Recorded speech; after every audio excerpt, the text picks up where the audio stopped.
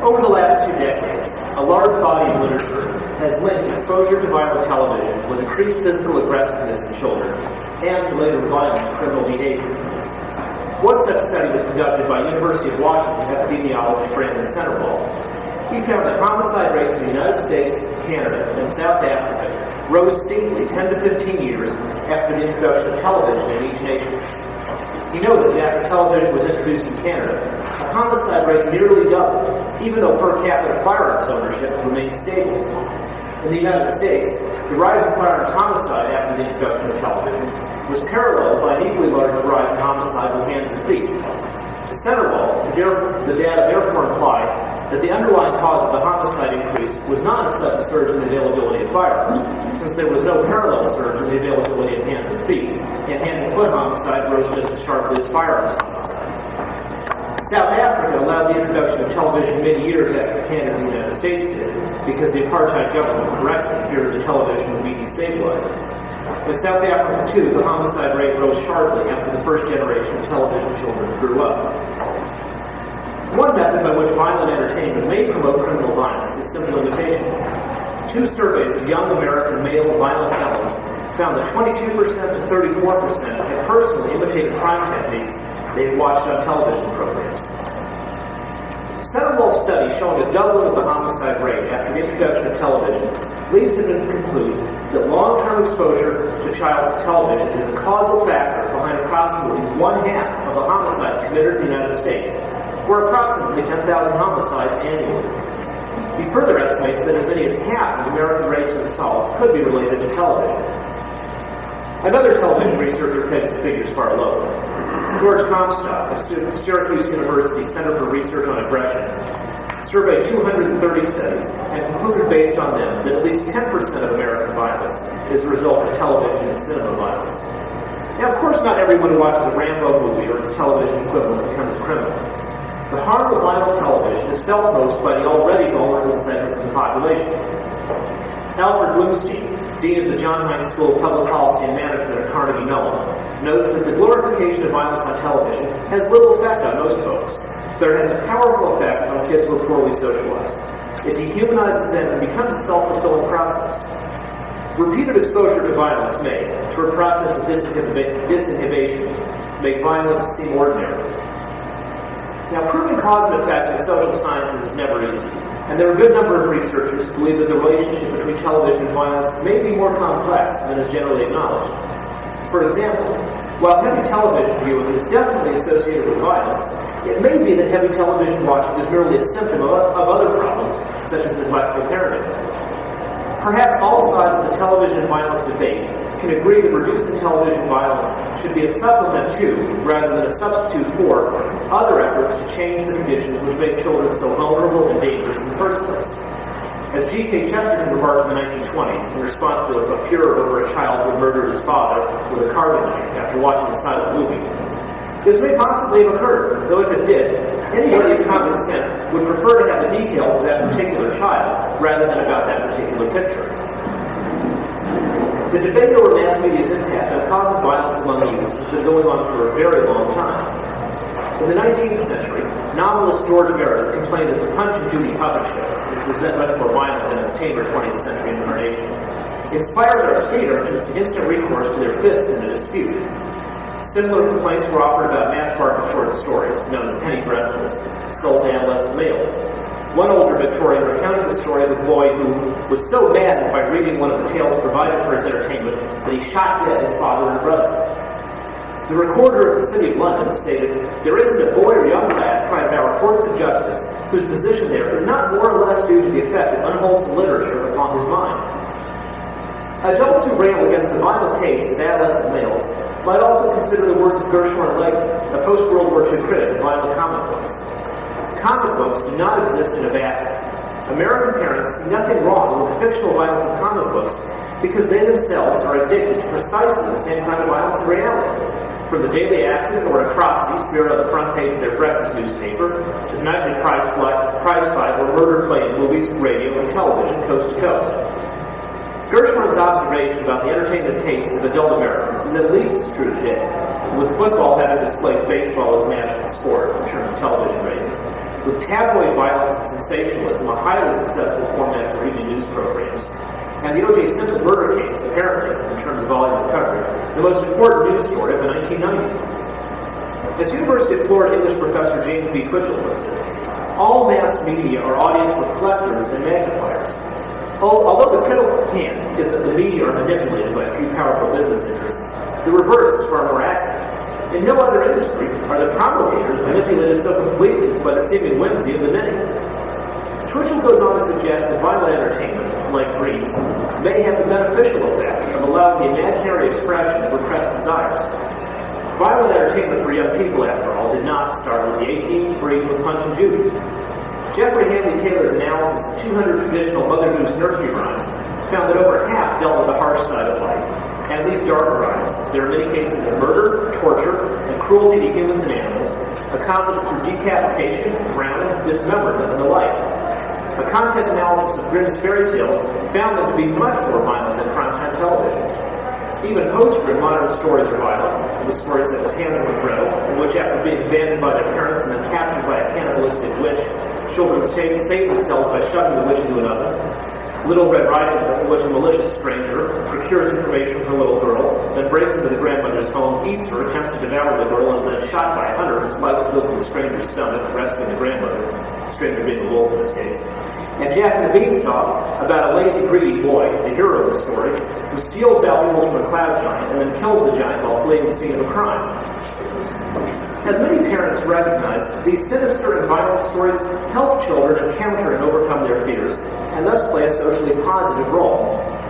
It is less important, Twitchell suggests, to count the number of fictional homicides that the average 16-year-old male has watched, than to consider why he wants to see so many in the first place. From the eye-gouging wrestling matches of ancient Rome, which give a blame in part for the decline and fall of the Roman Empire, to bull baiting in the 18th century, to Punch and Judy and penny dreadfuls in the 19th, to the movies, comic books, professional wrestling, and television in the 20th century, adolescent males have displayed an insatiable appetite for violent entertainment. Twitchell suggests that far from being antisocial, these entertainments pantomime what is too traumatic to learn by actual experience. Like fairy tales that prepare the child for the anxieties of separation, sequences of preposterous violence prepare the teenager for the anxieties of action. They are fantastic, ludicrous, crude, vulgar, and important distortions of real-life situations. Not in the service of repression or incitement, though they certainly have that temporary effect, but of socialization. Twitchell's analysis does not necessarily conflict with Centerwell's. For the vast majority of adolescent males, media violence may be a beneficial experience, as Twitchell suggests. Perhaps that's why violent entertainment for young males has been such a constant in our culture. At the same time, for a disturbed, vulnerable fringe of adolescent males, violent entertainment may help push them over the edge from thinking about violence to perpetrating violent crimes, as Centerwell and the other researchers suggest.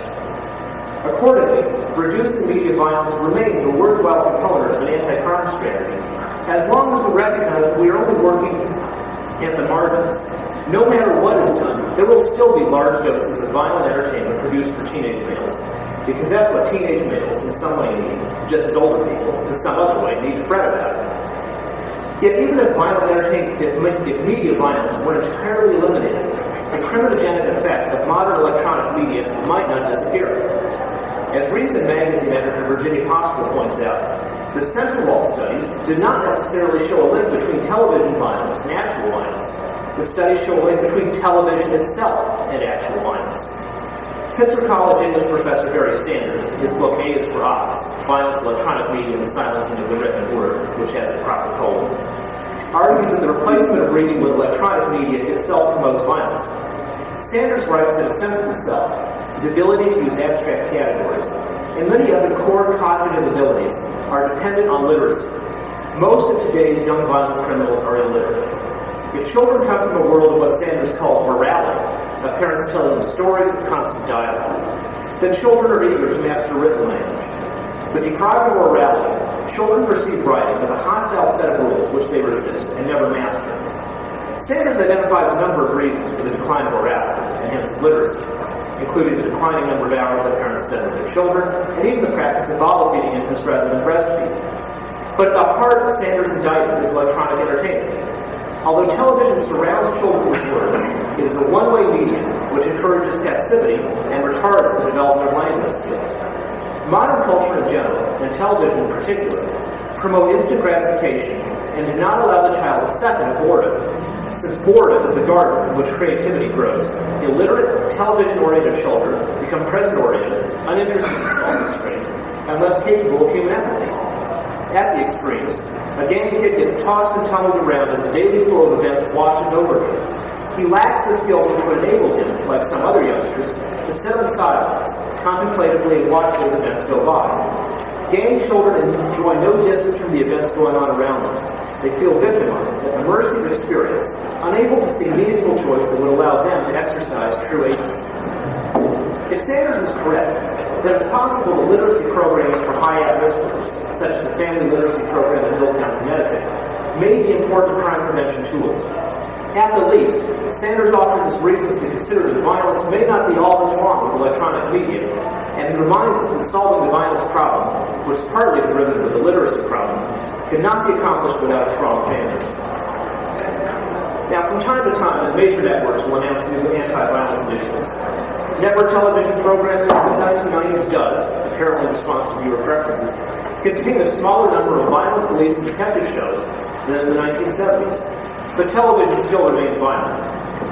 The problem with the grand statements about violence control by television executives is that they fly in the face of entertainment economics. University of Pennsylvania communications professor George Gertner notes that violent shows require less expensive actors and can be more readily sold in foreign markets. In fact, cinematically, violence appears to be a lingua franca. For example, Rambo, as originally written in English, is the story of an American soldier in Vietnam. As released in the Middle East, Rambo's subtitles change the setting to World War II in the Philippines, and the North Vietnamese enemy becomes Japanese. And it makes absolutely no difference in the plot to any viewer as far as they can tell. The problem is even more serious for children's programs, according to Gertner. It's easier for cartoonists, especially those working on a network assembly line, to depict violence than to depict humor. Many violent cartoon plots are recycled from one show to another, without the characters being changed. In a 1993 report delivered to the National Cable Television Association, Gertner noted that cartoons and other children's shows contain more violence than any other form of programming. Children's programs created for the major networks were more violent than equivalent cable programming, and averaged 32 violent acts per hour. While television executives promise less violence, they're simultaneously pushing the latest fad in violent entertainment, the misnamed reality-based television. These reality shows, while based on case histories of real crime, are a poor approximation of reality, for while they show numerous shootings, they rarely show the suffering that accompanies the shooting. Indeed, for all the graphic violence, television and film portrayals of gunfights are highly unrealistic. The cameras quickly cut from the dead and dying bodies. The fast break of the commercial teaches no lesson about the permanency of death or injury. Few quadriplegics with shattered spines populate the world of television shootings. Gertner turns to the current style that shows no pain or tragic consequences as happy violence. Accordingly, it's reasonable to consider what steps can be taken to reduce the harm caused by violent entertainment, other than trusting in the goodwill of the television networks.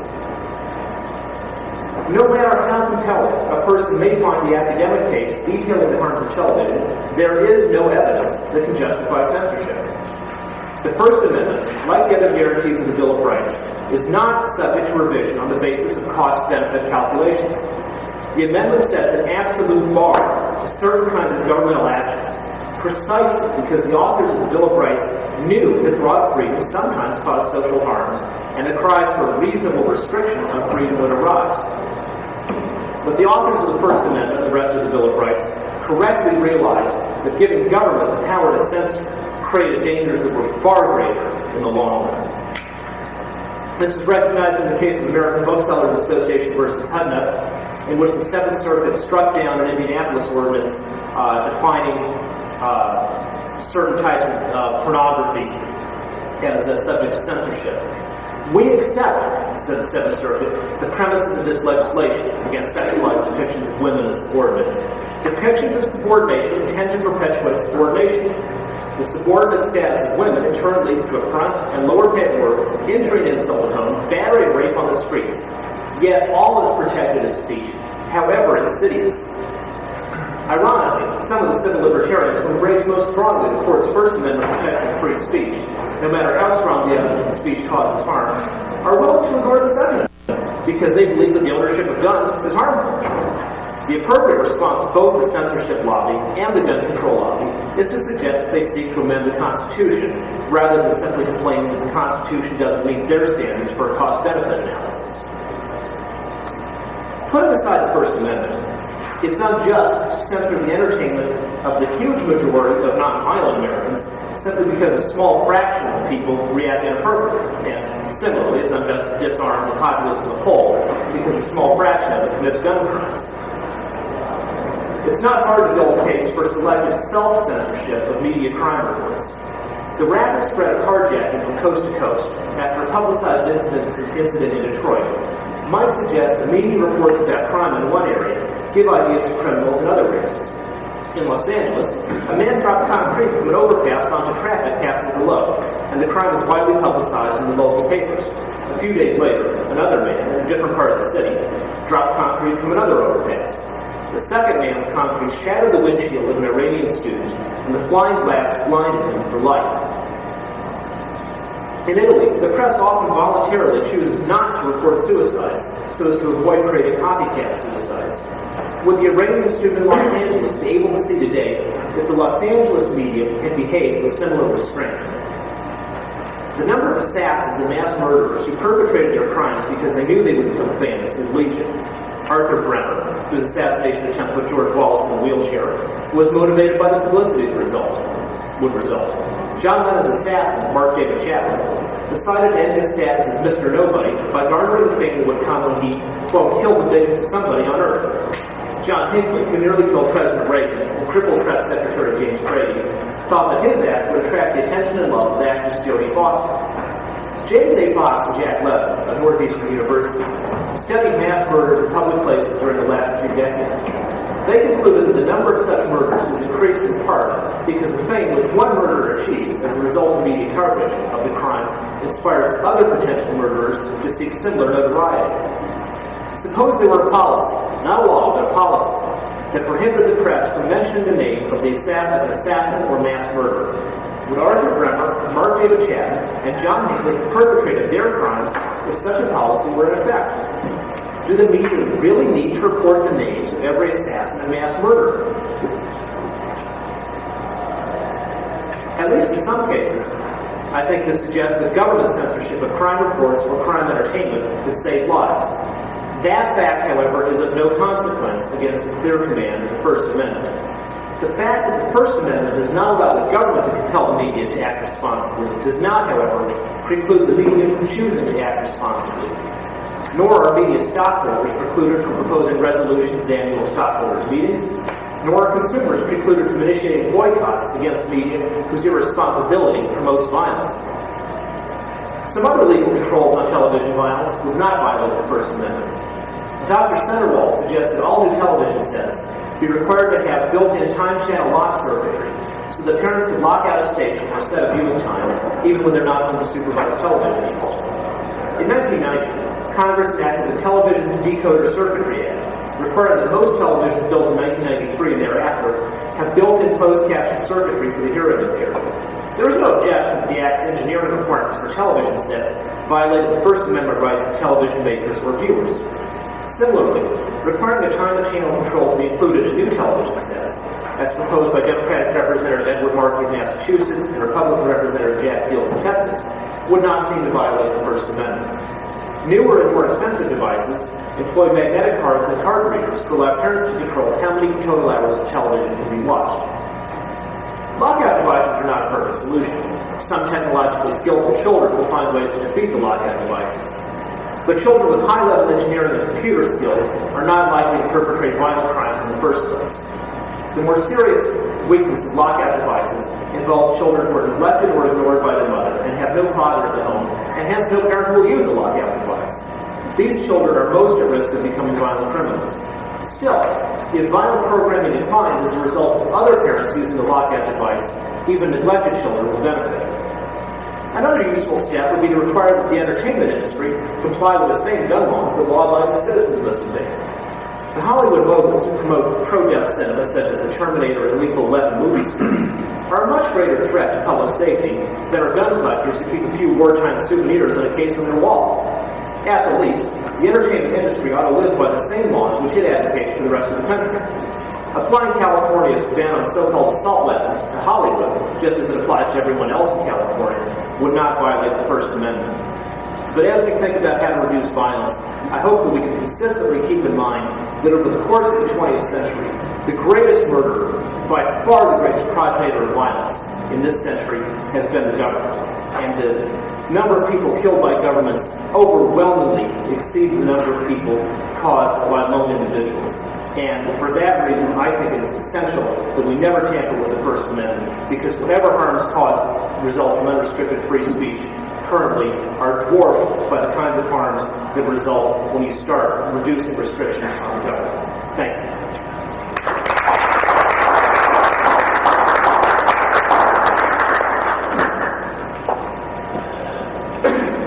Bear in mind that your comments on the dangers of guns are delivered in a state which is now proposing, as is my state, Missouri, to allow all citizens to arm themselves with concealed weapons. All citizens. Bull. All citizens. I wrote the bill. All except I think minors, idiots, and felons. And they have background checks for this permit? Yeah. And they have to pay a fee and they have to In other words, the vast majority of the population would be allowed to go armed if it chose. And they have to have safety training class? I don't think that's a regulation in the bill. It is. In the Missouri bill, I don't believe it is. It is in the Kansas bill because I wrote it. And I don't think you know what you're talking about, but I'd love to discuss the topic afterwards. Well, I had a letter from a fellow who shares your opinion. I don't know what I'm talking about. Many people Have you read it? hold that opinion. But Have you read it? No, I was not speaking specifically about the bill. But I was writing on the matter of gun control generally. And he said that he had been harassed in a campground by 3 rowdies, and he thought saved his family life only by virtue of the fact that he carried a handgun. And I wondered what the odds would have been if the other 3 had also been carrying handguns. That was the question I posed to him in a reply. It's a point on which civil folk can disagree. I hope. Otherwise, we'll all have to draw. Our third